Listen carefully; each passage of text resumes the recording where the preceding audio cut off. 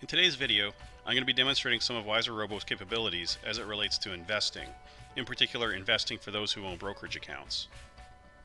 We might be using these services and leveraging their built-in reporting capabilities, but we can also load their data into WiserRobo and gain virtually unlimited potential to reports that relate to the underlying data.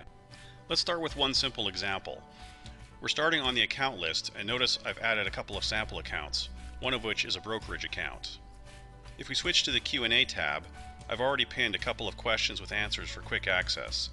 The first one we'll look at shows us the lifetime performance of our account. Notice how we can see net cash in and out relative to account value. So we've got a quick and easy way to visualize our actual return on investment. I can change the date range here to zoom into say 2017, and the chart updates accordingly. For example, here's where we sold some stocks and withdrew some funds, and we can interact with the chart too to get more details. For the next example, we're trying to answer the question, how can I maintain a desired risk balance in my portfolio? To do that, we can take our current holdings and group them into buckets that we assign a target allocation, be it by proportion or amount. We offer a wide variety of possible criteria actually. So what's the motivation behind this? The short answer is it's a strategy that can deliver good returns with reasonable risk by focusing on growth when it makes sense and then shifting to income when it makes sense. This is a pretty common strategy used by many robo-advisor products, and WiserRobo offers a way to do this with maximum control and visibility over top your existing brokerage accounts. I can talk about the motivations and premises at length, but that's a bit out of scope for this video where I want to focus on demonstration. I encourage everyone who might be interested in these concepts to visit www.wiserrobo.com and sign up for notifications when we add new articles. I'll be adding one that gets into more detail on this topic, including some of the more advanced and interesting settings available. So let's go ahead and create a new plan to see what goes into that process. So here we're able to set up a plan name, and we can establish some plan level settings, such as how we want to handle cash balances. So for example, I can enter 0 here to say if I do end up with a positive cash balance, the system should take that full amount and try to have me purchase equities. Now how does it determine which equities to purchase? Based on the settings established in the plan, as we'll see in a second. The next step is to establish one or more buckets. And we can create buckets that match some intended purpose or some desired risk profiles. For example, here I'm going to add a bucket called speculative, and this is going to support a small portion of my portfolio which I'm willing to dabble in riskier stocks with.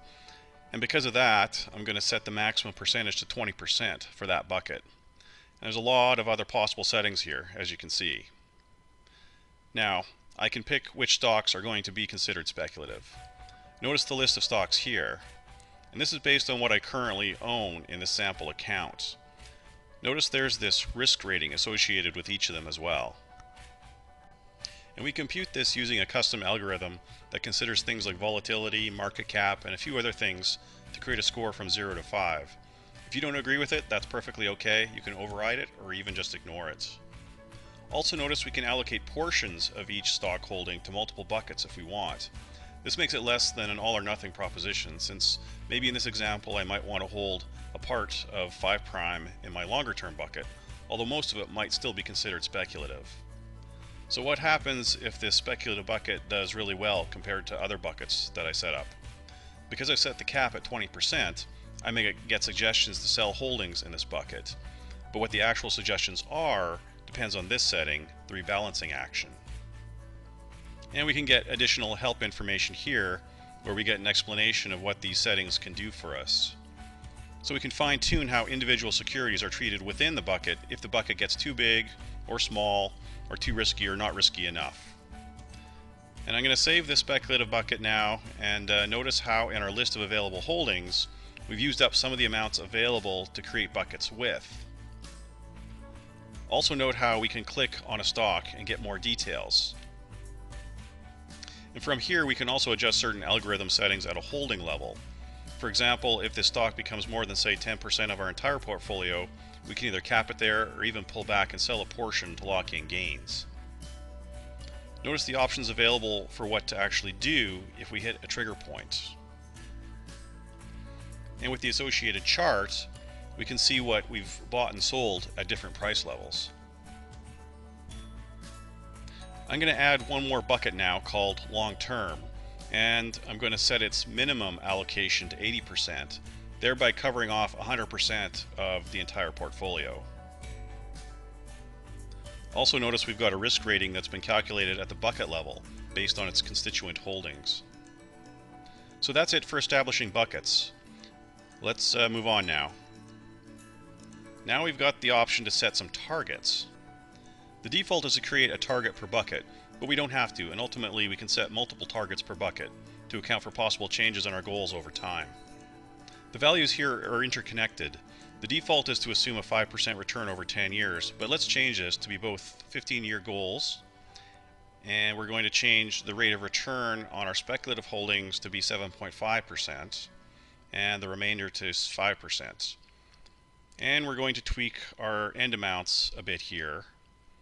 And notice we're being given calculated required monthly contribution amounts now too. So these amounts account for ongoing compounding of your principal and contributions. And let's say for argument's sake that we can contribute a little bit more or less. So we'll tweak those numbers directly now too.